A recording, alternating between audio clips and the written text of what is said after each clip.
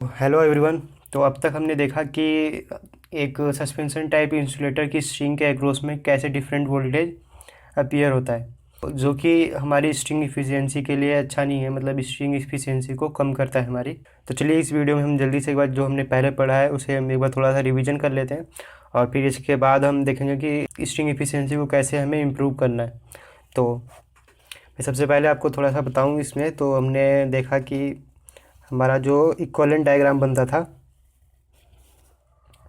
वो कुछ ऐसा बनता था, और यहाँ पर इंडक्टर के सेल्फ कैपेसिटेंस की वजह से यहाँ पर कैपेसिटेंस अपीयर होता था। और मैं अभी 3 इंसुलेटर का लेता हूँ एग्जांपल। तो ये हमारा कंडक्टर है, और ये 3 उसके इंसुलेटर के सेल्फ कैपेसिटेंस है, और ये हमारा यहाँ पर शंट कैपेसिटेंस है।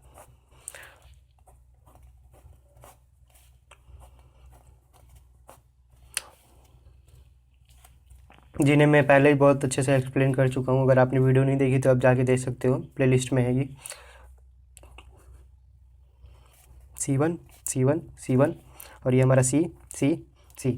और हमने क्या देखा यहाँ पे कि यहाँ पर जो करंट होता है वो डिफरेंट होता है, तीनों डिस्क के करंट डिफरेंट हो जाता है जब करंट डिस्ट्रीब्यूशन होता है। तो यहाँ पर हमारा करंट I3 इधर, स्मॉल I3 इधर चला जाता है। इसके जो C1 हमारा शंट कैपेसिटर है, इसकी वजह से कुछ लीकेज करंट इधर फ्लो होता है। तो यहाँ पर हमारा मान लो कैपिटल I3 बचा। अब ये कैपिटल I3 करंट जो है इस वाले नोड पे पहुँचता है। इस नोड पर इस वाले जो शंट कैपेसिटर की वजह से यहाँ पर कुछ करंट इधर चला जाता है, स्मॉल I2 मान लो हमने इधर चला गया। तो यहाँ पर हमारा कैपिटल I2 बचा, और यहाँ से ये कैपिटल I2 जो करंट है यहाँ इस नोड पे पहुँचा। तो इस नोड से इस शंट कैपेसिटर की वजह से कुछ लीकेज करंट इधर चला जाता है। तो माना कि हमने वो स्मॉल I1 इधर गया और यहाँ पर कैपिटल I1 बचा। अब क्या देखते हैं कि यहाँ पर हमारा जो करंट है कुछ इस तरह से है कि जो I3 है वो ग्रेटर देन है I2 से, और I2 ग्रेटर देन है जो हमारा I1 से। जो हमारा पोटेंशियल होता है इनके अक्रॉस में, डिस्क के अक्रॉस में, इसकी डिफरेंट करंट की वजह से ही वो डिफरेंट हो जाता है। तो हम क्या देखते हैं कि जो हमारा वोल्टेज होगा इसके अक्रॉस में, इस वाली डिस्क के, तो माना कि हमने ये V1 होगा यहाँ पे V2 है, और यहाँ पर हमारा V3 है। और यहाँ से यहाँ तक का जो टोटल फेज वोल्टेज है हमारा, मीन्स ये ग्राउंड है हमारा, ग्राउंड से और इस लाइन जो गई है उसके बीच का जो वोल्टेज हमारा V है, जिसे हम फेज वोल्टेज बोलते हैं। मैं आपको कई बार बोल चुका। अब क्या होता है, हम देखते हैं कि करंट हमारा डिफरेंट है और कैपेसिटर की वैल्यू सेम है, क्योंकि जो हमारा इंसुलेटर है उसका मटेरियल सेम है। मतलब C बराबर है C और बराबर है C के, और इनका कैपेसिटिव रिएक्टेंस भी बराबर है, XC बराबर XC बराबर XC। तो जो वोल्टेज अपीयर होता है उनके अक्रॉस में वो डिफरेंट होता है, और जो नियरेस्ट डिस्क है लाइन कंडक्टर के उस पर सबसे ज़्यादा वोल्टेज अपीयर होता है। ये इतना तो समझ में आ गया था सब, कि पहले हम पढ़ चुके हैं ये सब। और हमने इसके बाद क्या देखा था कि स्ट्रिंग एफिशिएंसी का हमारा जो फॉर्मूला होता है, स्ट्रिंग एफिशिएंसी बराबर होती है हमारा जो टोटल वोल्टेज है, टोटल फेज वोल्टेज, टोटल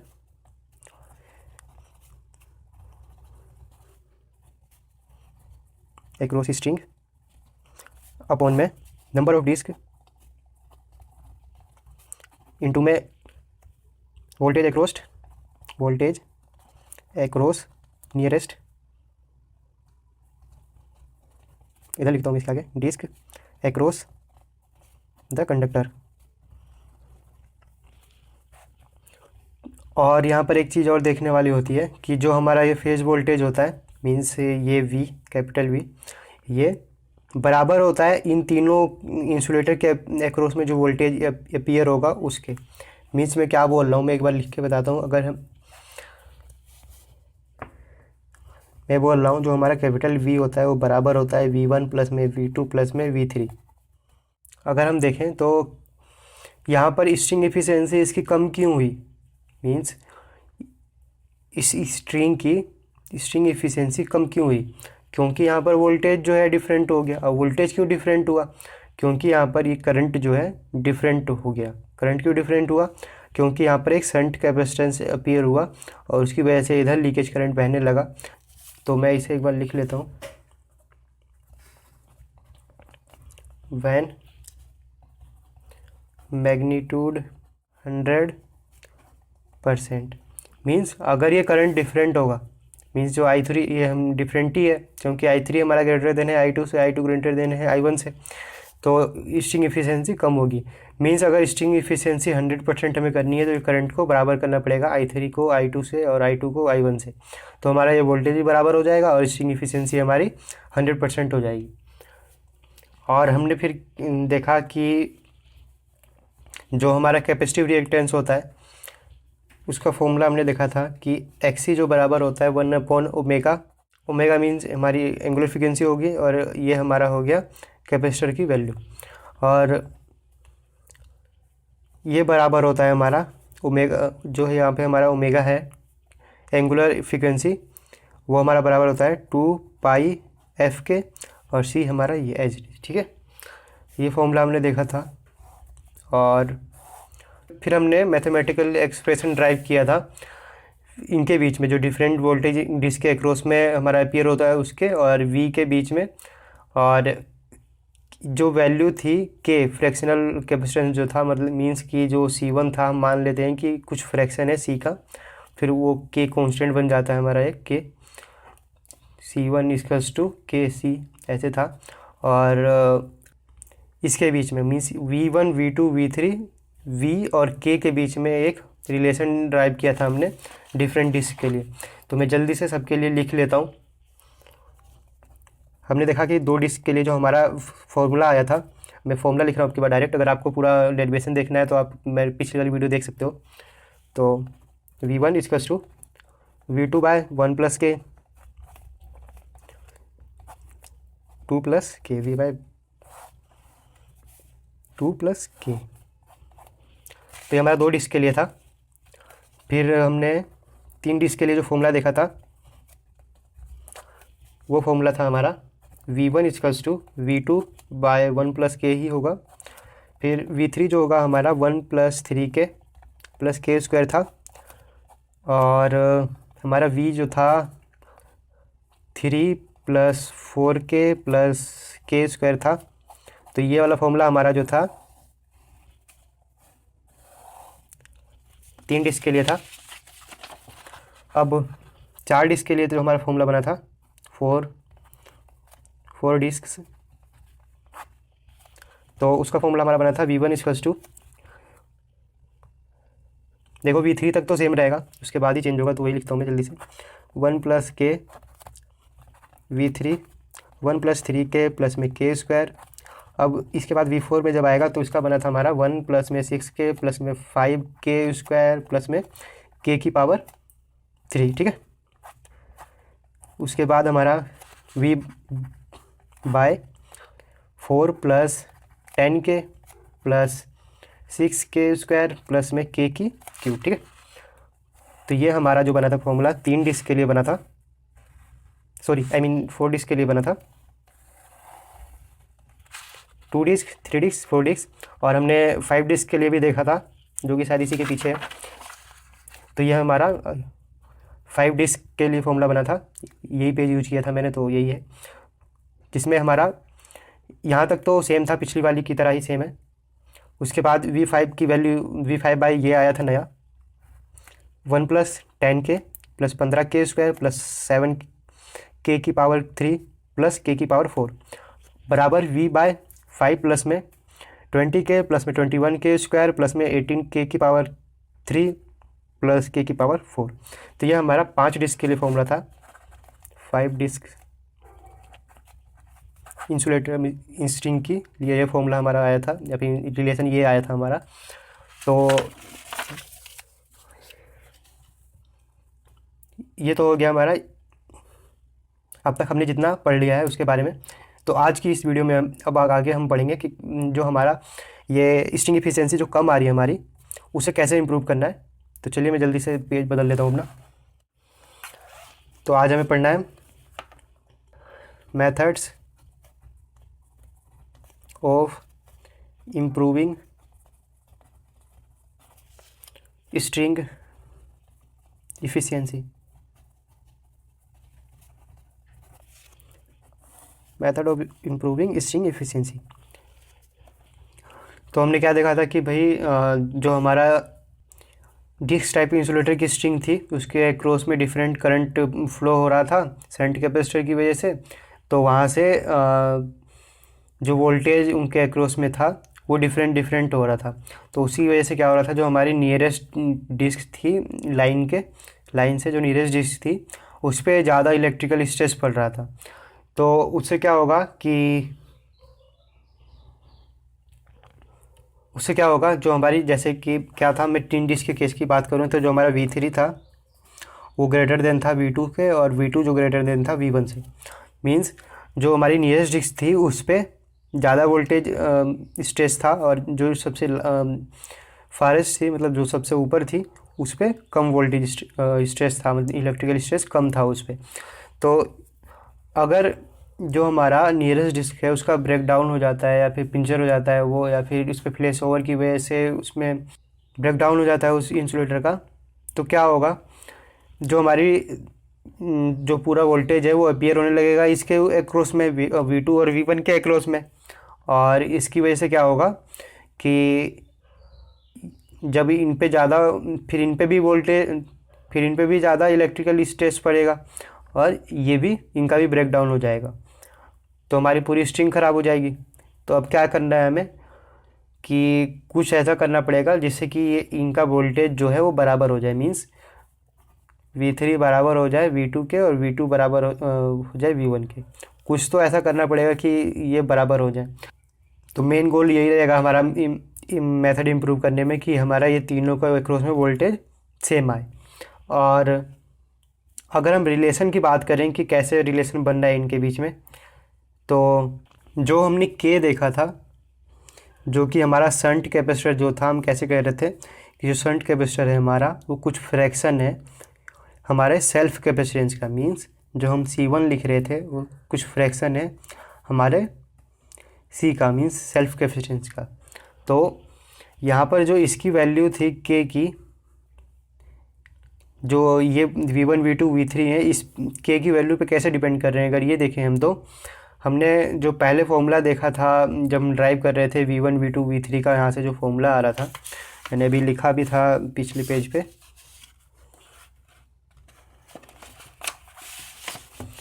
ये लिखा है मैंने। अगर यहाँ देखें तो अगर हम देखेंगे कि अगर हम V1 V2 V3 की वैल्यू अगर इससे निकालेंगे, के की वैल्यू कुछ भी मान के, मीन्स अगर हम के की वैल्यू 1/5 या फिर 0.2 होगा, 1/5 के की वैल्यू अगर हम 1/5 या फिर 0.2 ले लें, तो इसकी डिफरेंट वैल्यू आ जाएंगी हमारे पास। V1 तो हमारा V1 ही रहेगा अगर हम फिर इसकी 3 डिस्क के लिए बात करें, और V2 जो आएगा हमारा कुछ 1.2 V1 आ जाएगा, और V3 जो आएगा हमारा 1.64 V1 आ जाएगा। तो कुछ देखो, अब इसमें अगर V3 देखें तो V1 का इतने टाइम्स है, और जो V2 है इतने टाइम्स होगा। मैंने कुछ नहीं किया है, के की वैल्यू मैंने 0.2 मान के, इसकी जगह आप 0.2 रखोगे तो ये आएगा। एक बार और बताता हूँ क्या था ये फ्रैक्शनल।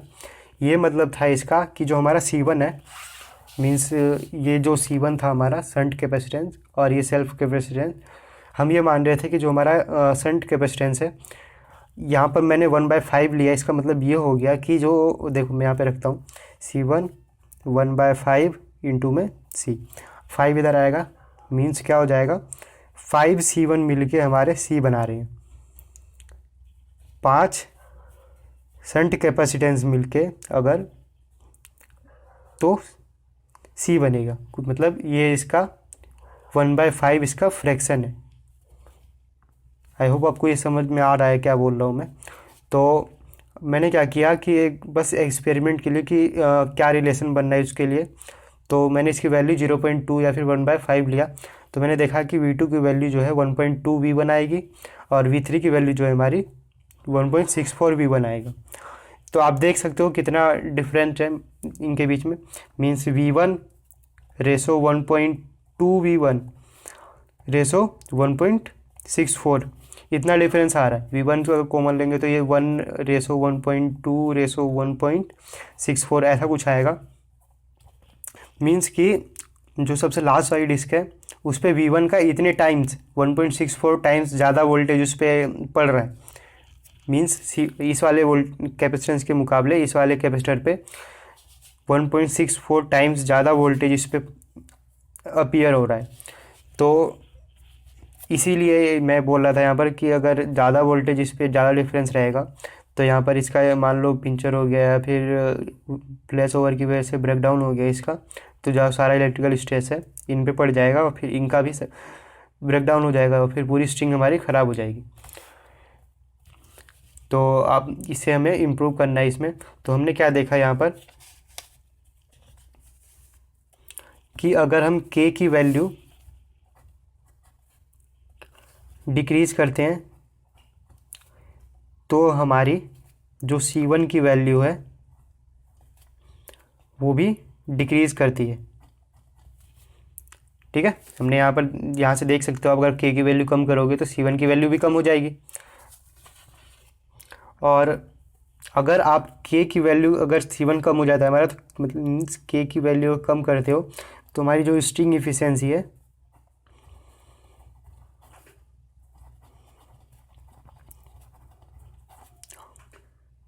बढ़ जाएगी। K की वैल्यू कम करोगे तो ये वोल्टेज डिफरेंस कम आएगा, वोल्टेज डिफरेंस कम आएगा मीन्स एफिशिएंसी हमारी बढ़ जाएगी। अब हमें करना क्या है, बस ये वोल्टेज के डिफरेंस जो ये बन रहा है ना, ये 1:1.2 1.64 ये कम करना है। K की वैल्यू जितनी कम होगी ये वैल्यू जो है जितनी कम होगी उतनी कम ये डिफरेंस आएगा। अगर ये कम डिफरेंस आएगा मीन्स इसकी स्ट्रिंग एफिशिएंसी इम्प्रूव होगी। तो हमारा जो पहला मेथड होता है इसका इम्प्रूवमेंट का वो होता है by using longer cross arms.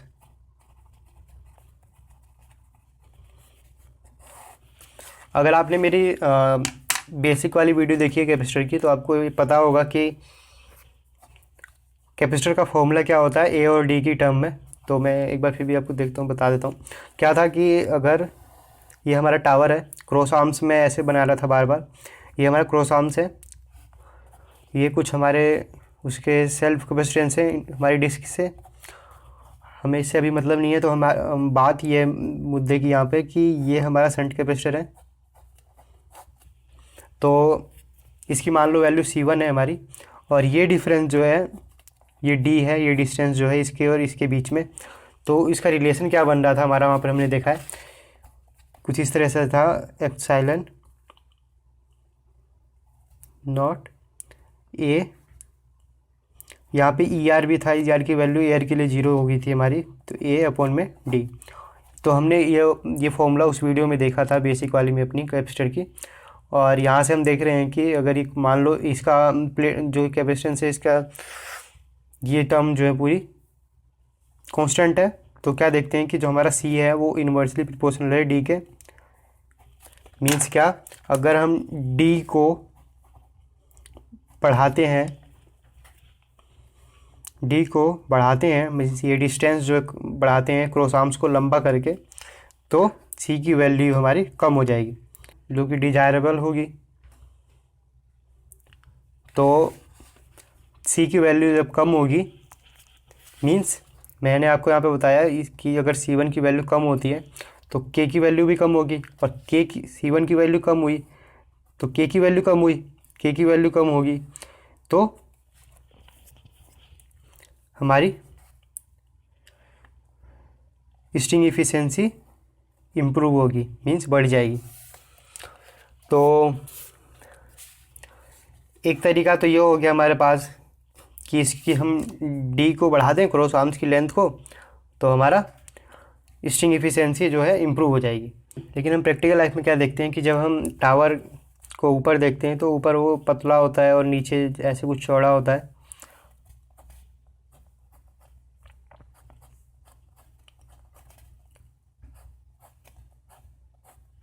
और अगर हम यहाँ पर क्रॉस आर्म ज़्यादा बढ़ा देंगे तो इसकी मैकेनिकल स्ट्रेंथ पे वाली प्रॉब्लम भी है और फिर हमारे कॉस्ट की प्रॉब्लम भी है। और क्रॉस आर्म ज़्यादा होगी तो ये लाइन का जो भार मतलब वेट है हमारा उसका भी प्रॉब्लम है। तो ये प्रैक्टिकल लाइफ में उतना पॉसिबल नहीं है, लेकिन फिर भी हम जितना मैक्सिमम ले सकते हैं उतना लेके चलते हैं कि हमारा ये जो स्टिंग एफिशिएंसी है ज़्यादा रहे। तो चलिए हम अब दूसरे मेथड जो है उनकी तरफ तो तीसरा मेथड जो है हमारा इंसुलेटर की ग्रेडिंग करके है।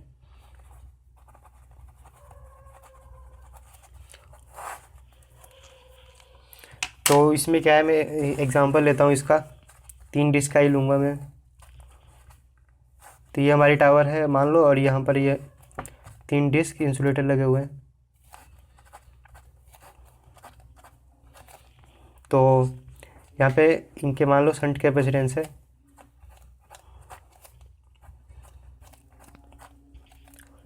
अगर हम क्या करें कि इनकी वैल्यू ही डिफरेंट ले लें, जो यहाँ पर कैपेसिटर लग रहे हैं हमारे, ये हमारी लाइन है मान लो, ये जो हमारे कैपेसिटर यहाँ पे सेल्फ कैपेसिटेंस बन रहे हैं उनकी इंसुलेटर की वजह से, तो हम इंसुलेटर ही कुछ ऐसा ले लें कि उसका सेल्फ कैपेसिटेंस जो है हमारा कुछ इस तरह से आए कि जो मान लो यहाँ पे ये कैपेसिटर मैं इसे CA बोल लेता हूँ, इसे CB बोल लेता हूँ, इसे CC बोल लेता हूँ, और इसे मान लो कुछ C1 C2 C3 बोल लेता हूँ। तो अगर मैं कैपेसिटर की मतलब तो मैं अगर इंसुलेटर ही ऐसा ले लूँ, इस टाइप का ले लूँ कि हमारा जो कैपेसिटर बने कुछ इस तरह से हो जाए कि CA जो है वो स्मॉलर देन हो CB से, और CB जो है स्मॉलर देन हो CC से, मीन्स CC की कैपेसिटेंस जो है ज़्यादा हो सबसे। तो क्या होगा, जो ये इफ़ेक्ट हो रहा था हमारा कि V3 जो है ग्रेटर देन है V2 से, V2 ग्रेटर देन जो V1 से, तो ये न्यूट्रलाइज हो सकता है। ऑब्वियस सी बात हो सकता है, क्योंकि जिस पे हमारा वोल्टेज ज़्यादा अपीयर हो रहा था उसका कैपेसिटेंस हमने ज़्यादा ले लिया है, जिस पे कम हो रहा था उसका कैपेसिटेंस हमने कम ले लिया है। तो ये वोल्टेज जो है हमारा लगभग बराबर हो जाएगा यहाँ से। वो कैपेसिटर को कुछ इस ऑर्डर में हम करके, मीन्स मैंने बताया आपको कि इंसुलेटर जो है हमारे इस तरह से लेना है उसके साइज को कि जो हमारा CA है CC है वो सबसे ज़्यादा बड़ा हो, नीचे वाली डिस्क का जो है हमारा उसका कैपेसिटेंस सबसे ज़्यादा आए सेल्फ कैपेसिटेंस, और जो सबसे ऊपर है उसका सब कैपेसिटेंस कम आए कुछ इस ऑर्डर में। तो ये जो वोल्टेज अपीयर होगा इनके क्रॉस में तो वो लगभग बराबर हो सकता है। तो एक मेथड ये भी काम आ सकता है हमारा, और अगर वोल्टेज अगर लगभग सबका बराबर होगा तो स्टिंग एफिशिएंसी भी हमारी इम्प्रूव हो जाएगी। तो ये था हमारा सेकंड मेथड। तो हम चलिए थर्ड मेथड देख लेते हैं।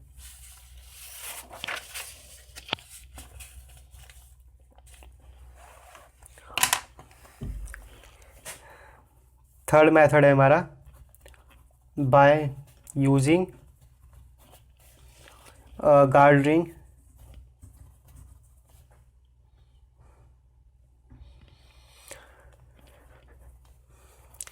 गार्ड रिंग तो यहाँ पर कुछ नहीं करना खास, जैसे कि हमारा टावर है और यहाँ पर ये हमारा क्रॉस आर्म से यहाँ पे ये इंसुलेटर की वजह से सेल्फ कैपेसिटेंस आर बन रखे हैं, और ये हमारे यहाँ पे मान लो ये लाइन गई हुई है, ठीक है। और यहाँ पे और मैं क्या कर रहा हूँ, बस एक कंडक्टर ऐसे लगा दे रहा हूँ यहाँ पे। अब क्या होगा, मान लो ऐसे था ना कुछ पहले कि यहाँ से करंट जा रहा था हमारा, यहाँ से मान लो कोई करंट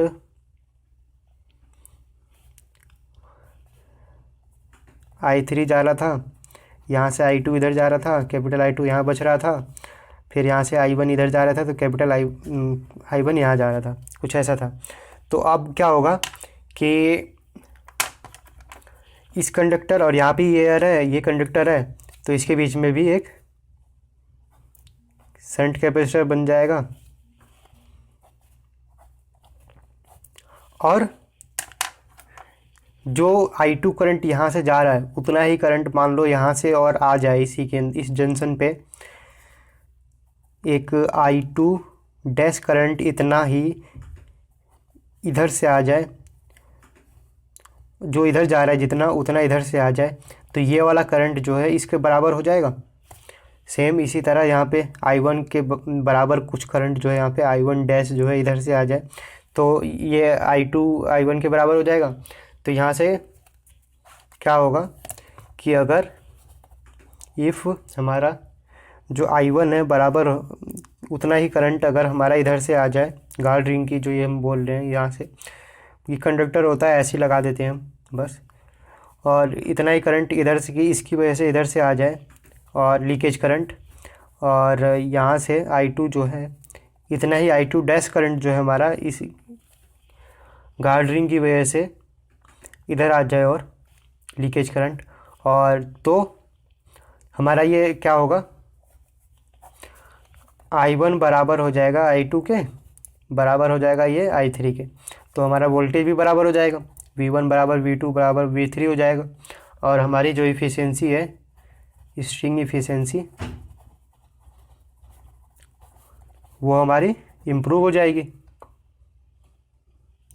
तो ये था हमारा third method by using guard ring. तो इसी के साथ हमारा ये स्ट्रिंग इफ़िशेंसी का टॉपिक ख़त्म होता है।